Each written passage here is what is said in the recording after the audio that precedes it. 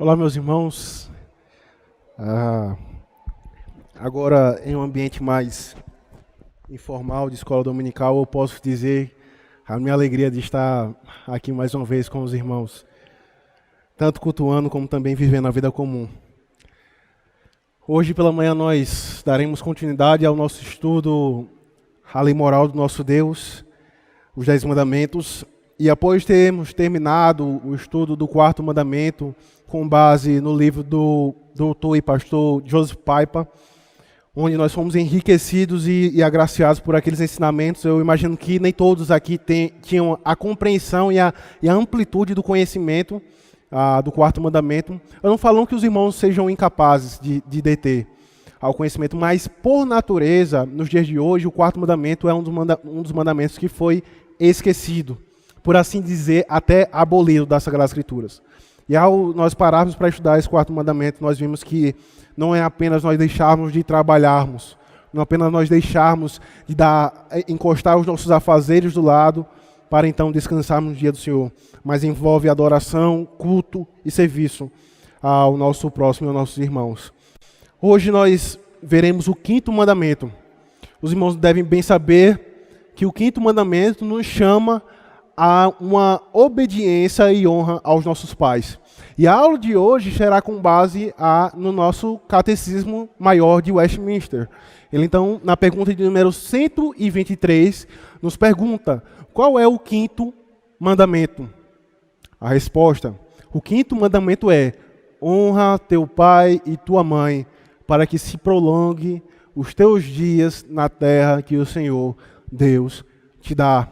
Interessante que não mais em Êxodo capítulo 20, mas tendo os nossos olhos e os nossos corações conduzidos para Deuteronômio capítulo 5, onde nos é feito novamente uma repetição das estipulações da lei do Senhor.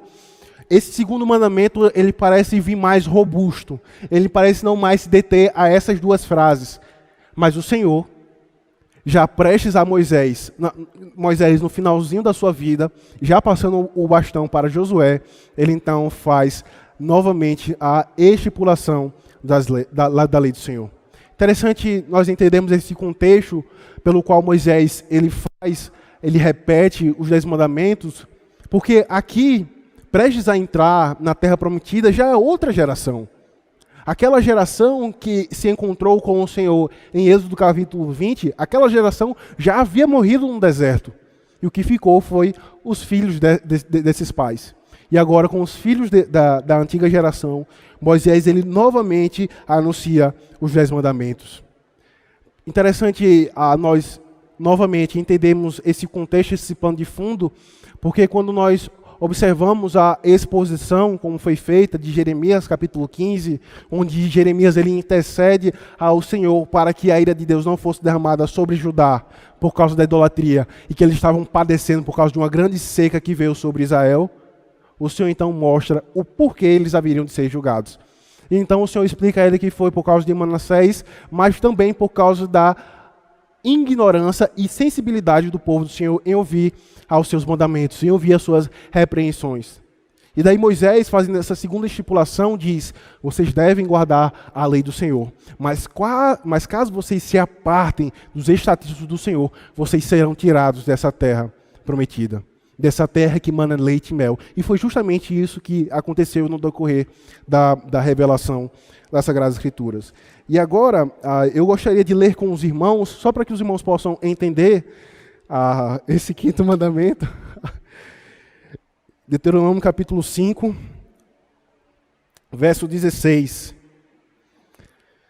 onde nos é dito a segunda estipulação. Se na segunda leitura ou no segundo pronunciamento da lei do Senhor, o Senhor não nos chama apenas a guardar o dia do Senhor, mas nos chama a lembrar daquilo que Ele fez por nós. Na verdade, Ele nos chama agora a guardar o dia do Senhor.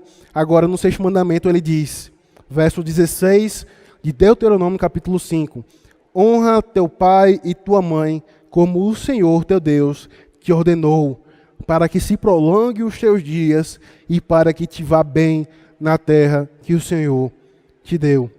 Interessante, nós percebemos essa estrutura que Deus ele faz questão de mostrar em seu mandamento, porque após ele falar, honra teu pai e tua mãe, esse é o mandamento, no finalzinho, como padrão do seu senhorio, ele diz, porque o Senhor, em caixa alta, teu Deus, te dá.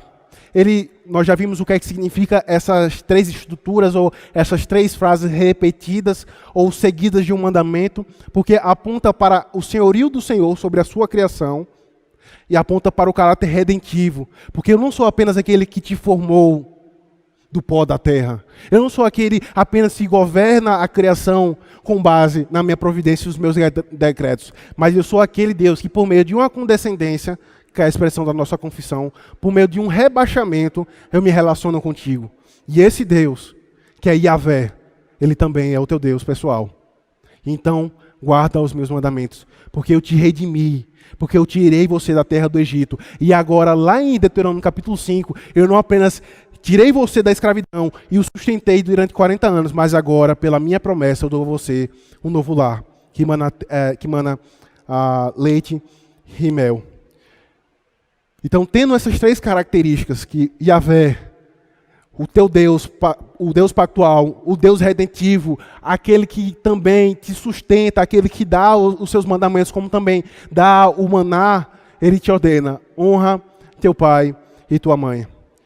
Porque o próprio mandamento, mais lá na frente, irá dizer, em Provérbios e em outros lugares também irá dizer, que este mandamento, em Provérbios especialmente, é o primeiro mandamento com promessa. Ora, se você honra teu pai e tua mãe, a consequência é você ter dias longos. Isso precisa ser entendido por quê? Porque assim como nós já vimos no quarto mandamento, como alguns dizem que esse mandamento ele passou porque ele era um mandamento cerimonial. E o que é um mandamento cerimonial? É algo que foi destinado para o povo de Israel do Antigo Testamento, como os sacrifícios, como o templo, como toda aquela pompa que era do templo. E isso foi passado na pessoa de Cristo Jesus. Porque, como nós vimos hoje pela manhã, toda essa cerimônia, todos esses tipos, todas essas sombras apontavam para Cristo. Mas o quarto mandamento, ele não era apenas um mandamento cerimonial, onde eu deveria, por exemplo, nesse dia oferecer o dobro de sacrifício. Nesse dia onde eu deveria guardar e cultuar ao Senhor no sétimo dia. O sétimo dia era um aspecto cerimonial. E agora o quarto mandamento, que é um mandamento moral, que nos chama a guardar um dia entre 7, é um mandamento que está sobre a sua igreja. E assim nós podemos observar essa estrutura, que sempre dentro de um aspecto moral é anexado a um aspecto cerimonial, não necessariamente está vigente nos dias de hoje. E um desses aspectos cerimoniais que Deus ele dá ao dizer o quinto mandamento é que vocês devem honrar pai e mãe para que se prolongue os teus dias na terra que o Senhor Deus te dá. A promessa para o povo da antiga aliança é que a vida deles seriam prolongadas na terra de Canaã, na terra prometida, na terra que mana leite e mel. Essa era a promessa que estava cerimonialmente anexada. Por que eu falo isso?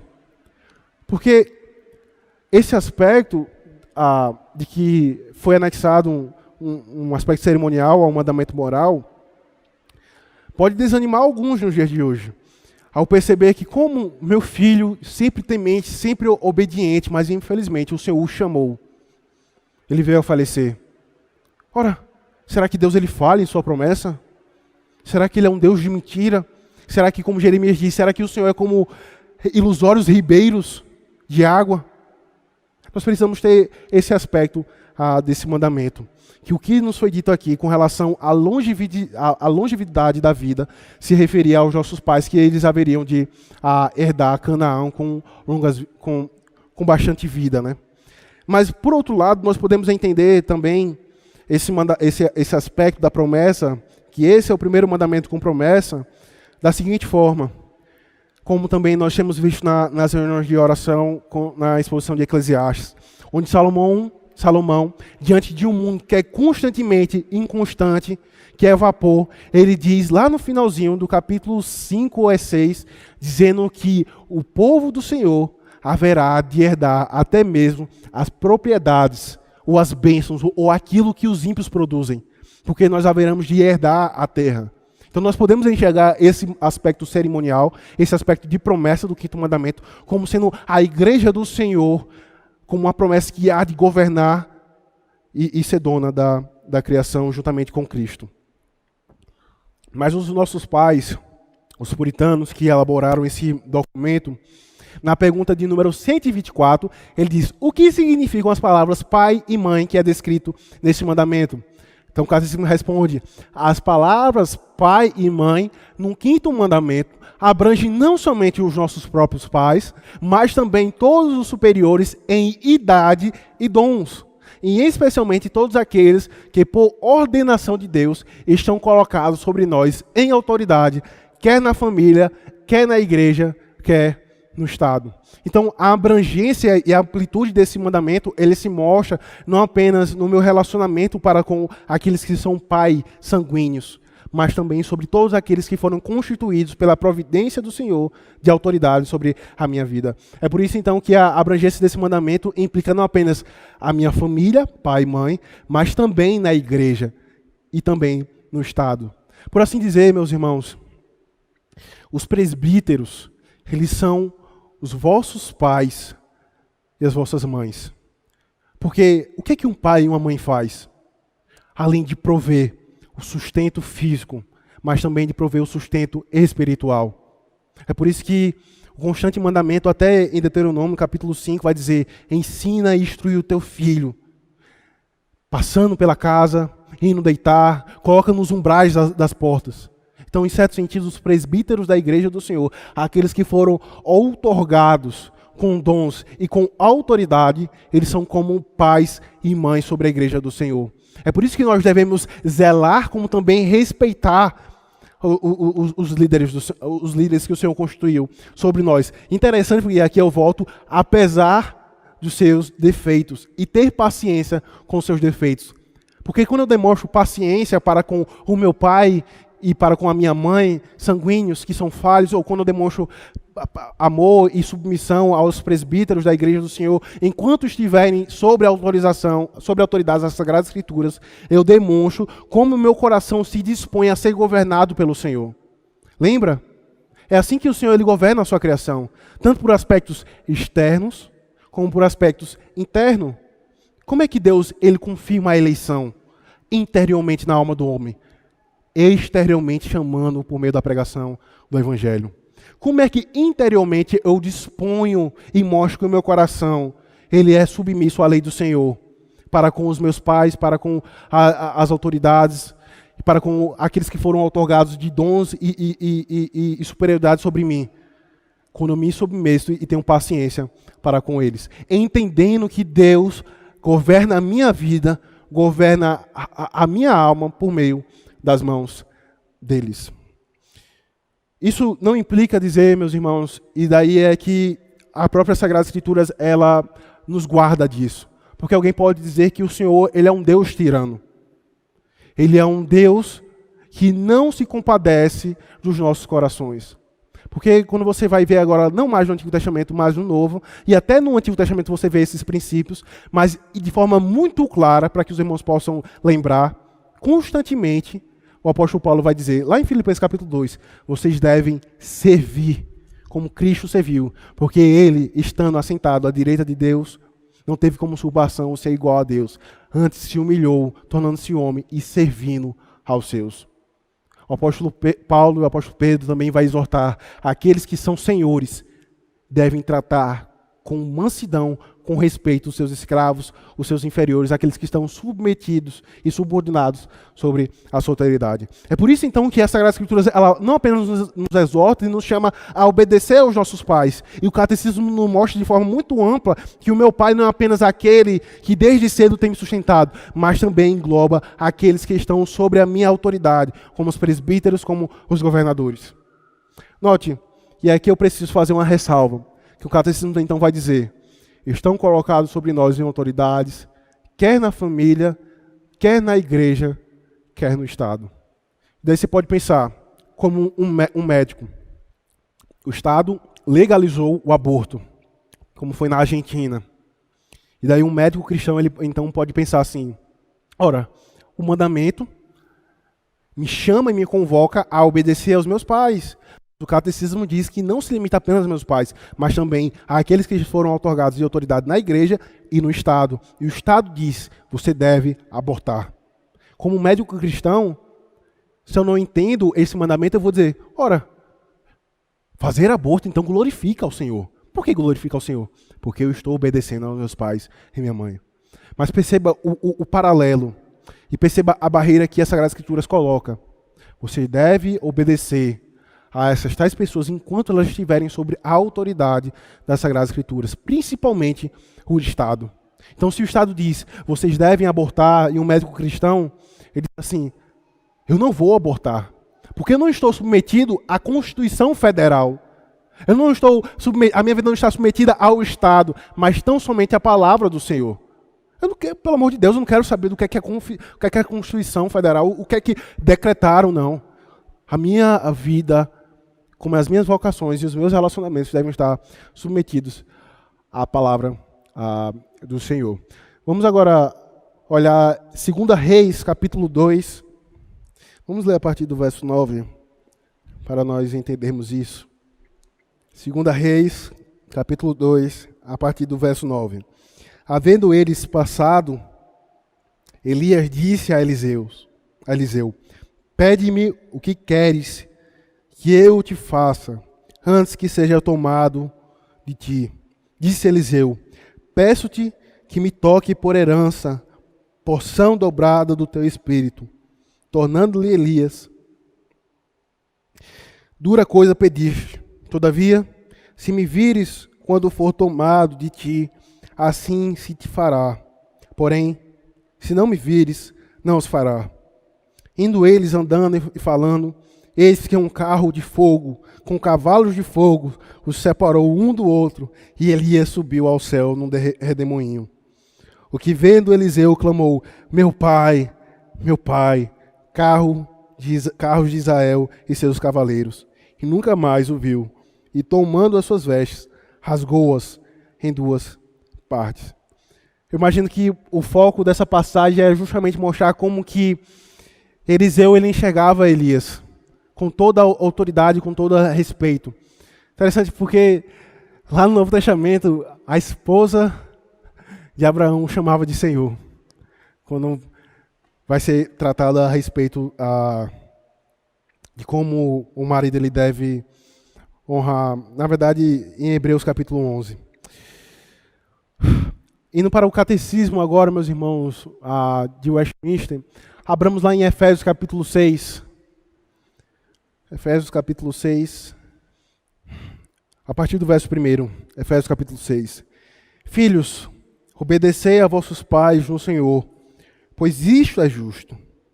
Honra a teu pai e a tua mãe, que é o primeiro mandamento com promessa, para que te vá bem e sejas de longa vida sobre a terra.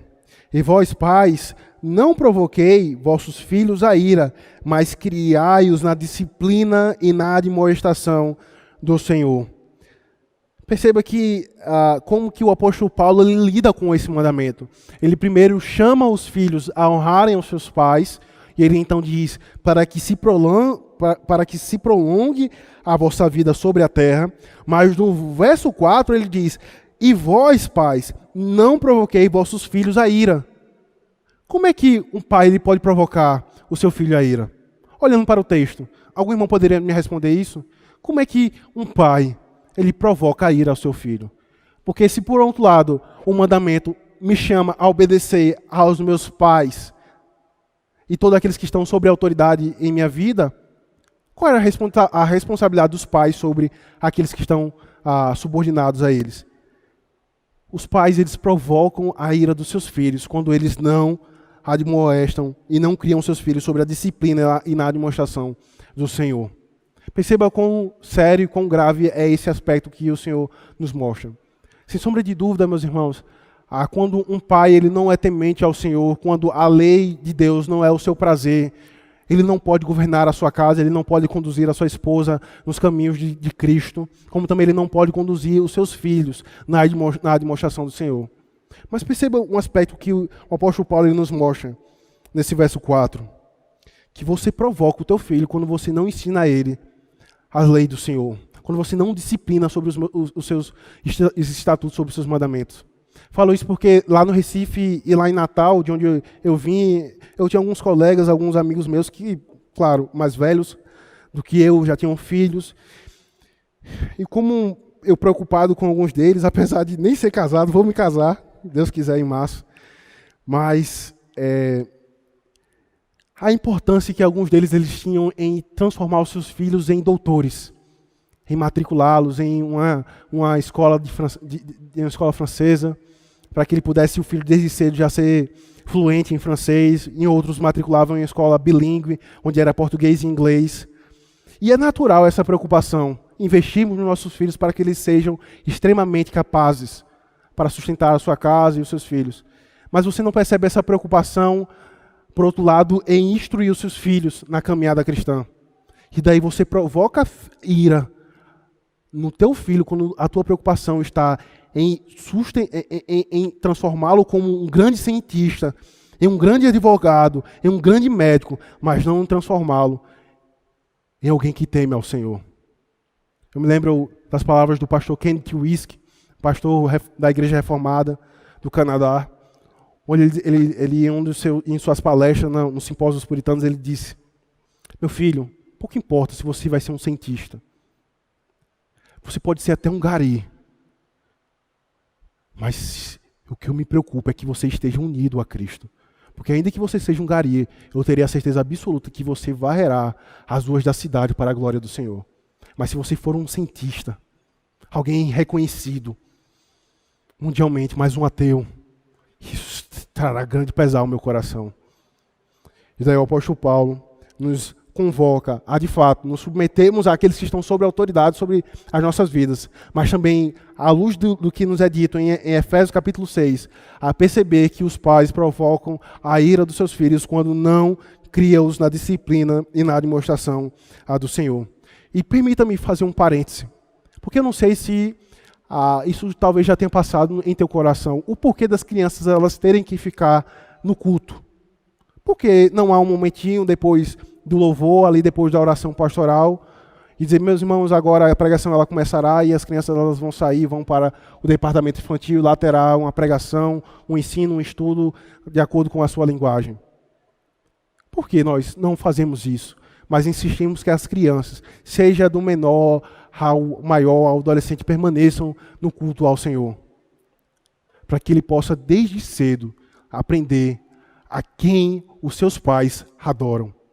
Ora, eu tenho insistido, meus irmãos, a nós sairmos de casa e participarmos dos dois cultos, porque isso é uma demonstração externa de que é o Senhor que sustenta a minha vida. E uma vez que o meu filho vê que a praia, que o culto ao Senhor é mais importante do que a praia, do que o cinema, do que uma viagem, eu demonstro a ele o que é mais importante para mim. E desde cedo, na comunhão, na santa congregação, ele aprenderá o que é a coisa mais importante da vida. Porque ele olha para os seus pais e percebe: meu pai ama ao Senhor. E desde cedo ele vai aprendendo o que é adoração ao Senhor, ele vai aprendendo a cantar os salmos, ele vai aprender a cantar os hinos ao Senhor. Veja a importância de como que esse mandamento ele vai trazendo outras implicações, inclusive até a participação das crianças no culto. O culto ao Senhor, meus irmãos, é o verdadeiro berçário do Espírito Santo. É o verdadeiro berçário dos nossos filhos. É por isso que eu oro: Senhor, que o choro dessas crianças possam me lembrar a pregar de maneira simples e clara, a aplicar ao coração dessas crianças. Veja a importância, porque nós não podemos nos chatear e chamar o reverendo Ageu no gabinete e dizer: Senhor, a minha filha está tão distante dos caminhos do Senhor. Se você, como um pai, não busca criá-los na demonstração, na disciplina do Senhor. Se, como um pai, você não busca trazer os seus filhos para o culto ao Senhor. Você prefere que ele vá para a praia, fique no playground, por assim dizer. Mas, veja, eu não sou pai, meus irmãos, mas que o Senhor conserve isso no meu coração para que eu possa ensinar isso aos meus filhos. Porque, veja, dificilmente, de segunda a sábado, Dificilmente nós sentamos, reunimos a esposa, os filhos, olha, aqui é o culto doméstico. E se você não faz isso, e chega no dia do Senhor, você não faz isso, você não faz culto doméstico, e no dia do Senhor você fala, filho, vai para o berçário. Filho, fica em silêncio. Você está criando um ímpio. Você está plantando frutos para que lá na frente você possa chorar e orar por ele. Porque você não foi fiel quando ele batizou aqui.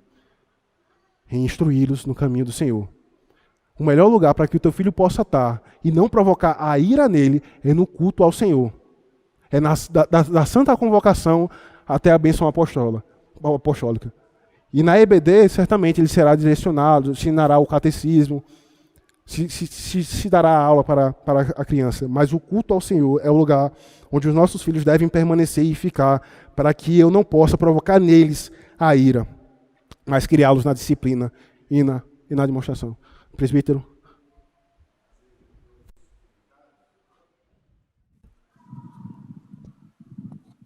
Apenas 2 comentários, né? Um referente a essa questão dos filhos. Acabamos de cantar hoje no culto o Salmo 8, onde fala que da boca de bebês, né?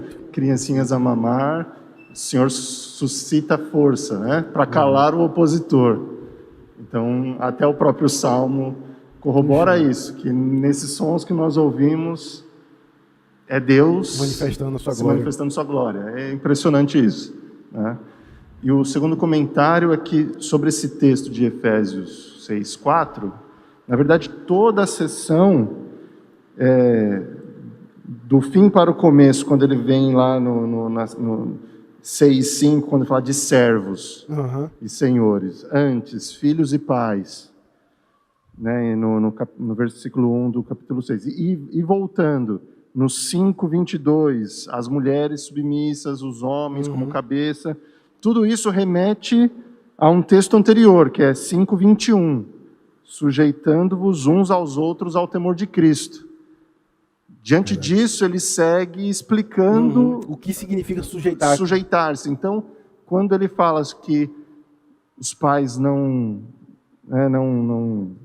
provoquem a ira, né, aos filhos, isso também lembra que se os pais não se sujeitam a Cristo, eles provocam a ira aos filhos. Então, toda a sessão remete a sujeitar-se a Cristo, né? Perfeito. Eu não tive, meus irmãos, o privilégio de ter um pai crente que me instruísse nos caminhos do Senhor. Mas você que é pai, você tem a oportunidade de instruir o teu filho, de zelar por fazer o culto doméstico. Se é uma mãe que está unida a um marido que não conhece ao Senhor, você tem a responsabilidade de instruir o teu filho nos caminhos do Senhor. E certamente, lá no fruto, ainda que ele não seja um doutor, você poderá dizer, ele é um crente. Ele é um crente. Porque quando eu morrer, e a angústia de alguns pais, quando eu morrer, como é que ficará a situação do meu filho? Se eu morrer hoje? Você pode morrer na certeza de que você se esforçou para proclamar o Evangelho dia após dia, no culto doméstico e na adoração ao Senhor. Por isso que eu falo, meus irmãos, amemos o culto ao Senhor. Sem sombra de dúvida, aquela câmera ali ela é um benefício nesse período de pandemia para aqueles irmãos que estão debilitados e não podem estar na casa do Senhor. Mas para aqueles que não estão debilitados, aqui dali é como se fosse uma maldição, porque tem matado e tem transformado pessoas frias na caminhada cristã, que não amam o culto ao Senhor. Não me entendam mal, presbíteros. Aqui dali é uma bênção para aqueles que não podem estar aqui na casa do Senhor. Mas para aqueles que podem estar e não estão e não amam o culto ao Senhor, não podem futuramente reclamar de que os filhos estão desviados. Não pode reclamar, pastor, eu estou tão frio na caminhada cristã. Se você não ama o culto ao Senhor. Pouco importa ser diagnosticado pelo Covid-19, que eu morra, se eu estou unido a Cristo. Agora, se eu não estou, realmente, a minha saúde é a única coisa que me importa. E eu não vou entregar na mão de qualquer um. Pergunta 126. Qual é o alcance geral do 5º mandamento? O alcance geral do 5º mandamento é o cumprimento dos deveres que mutuamente temos uns para com os outros. em nossas diversas relações de inferiores, superiores ou iguais. Justamente aquele aspecto muito claro que nós podemos observar. Se nós colocarmos Filipenses capítulo 2 aqui, nós vamos ver o finalzinho dessa frase. Nas diversas relações de inferiores, superiores ou iguais. Vamos abrir Romanos capítulo 12. Romanos capítulo 12, verso 10. E aqui a gente finaliza, meus irmãos. A partir do verso 9. O amor seja sem hipocrisia. Detestais o mal, apegando-vos ao bem. Amai-vos cordialmente uns aos outros com amor fraternal, preferindo-vos em honra uns aos outros. O apóstolo Paulo nos chama a amar os membros, a igreja do Senhor, o corpo de Cristo, cordialmente uns para com os outros com amor fraternal, preferindo-vos em honra uns aos outros. Interessante porque isso abrange também um outro aspecto da gratidão. E eu até compartilhei isso com alguns irmãos, que hoje tem se falado muito sobre ser grato, né? As pessoas postam as suas fotos, compartilham nos grupos de WhatsApp, gratidão, ser grato. Mas as pessoas não levam em consideração o quão difícil é ser grato. E especialmente para com o meu próximo. E especialmente em uma relação a dois. Porque a primeira postura é dizer assim, é obrigação de fulano de tal me tratar bem. Oxi, o presbítero André está doido de me tratar bem, é obrigação dele. Porque nós nos colocamos em uma autoestima, nós nos supervalorizamos. E daí nós ficamos chateados quando alguém não aperta a nossa mão, nos cumprimenta ou nos fala conosco. Porque nós não demonstramos justamente essa inferioridade que eu tenho de mim mesmo para com o meu próximo, preferindo-vos em honra uns aos outros. Por isso, até é engraçado você ouvir de um ímpio, né? Mandaram em um grupo do WhatsApp aí uma palestrante falando assim, se todo mundo se reunisse em uma praça, não haveria assunto. Ora, está todo mundo em uma praça, como é que eu poderia falar mal do meu irmão? Como é que eu poderia falar mal do meu próximo? Mas nós só falamos mal do nosso próximo quando nós não estamos à sua presença. E o oposto disso aqui, meus irmãos, que é uma postura ímpia, o oposto disso é eu só falar bem do meu irmão. O miserável fez um bocado de coisa contra mim. Mas é um crente. É um crente que está sendo lapidado por Cristo Jesus. Que o Senhor então nos abençoe, meus irmãos, apesar de mim, apesar da limitação, apesar dos improvisos, a nós enxergarmos esse mandamento à luz de Cristo, ao ponto de percebermos quão difícil é nós nos submetermos às autoridades, seja em uma relação de inferior, superior ou igual, e o quão difícil é nós também obedecermos ao Senhor de modo geral. Mas Ele nos chama nessa manhã a olharmos para Cristo, como Ele tem feito desde o sermão. Vamos orar ao Senhor, encerrando então a escola dominical? Oremos. Pai bendito, nós te damos graça, ó Deus, porque apesar da semana corrida, apesar das tribulações, das angústias, das insônias, dos desânimos, o Senhor nos chamou em uma santa convocação para consolar, fortalecer e alimentar as nossas almas, ó Pai. Nos faz entender que nem só de pão viverá o homem, nem só de bonâncias, nem só de alegrias viverá o homem, nem só de saúde viverá o homem, mas o homem viverá da Tua palavra, da palavra que procede da Tua boca. Que isso possa encontrar morada em nossos corações, ó Deus, a fim de termos a nossa alma reanimada pelo Senhor. E como nós fomos instruídos nessa manhã, à luz do Teu mandamento, onde o Senhor nos chama a honrar os nossos pais, a honrarmos aqueles que estão que foi outorgado pelo Senhor sobre a autoridade sobre as nossas vidas. Que o Senhor nos dê, ó Deus, um coração disposto a obedecer a Tua lei, a fim de glorificarmos ao Senhor, a fim de enxergarmos o Teu governo sobre as nossas vidas na mão desses homens. É isso que nós oramos, ó Deus, em Cristo Jesus. Amém.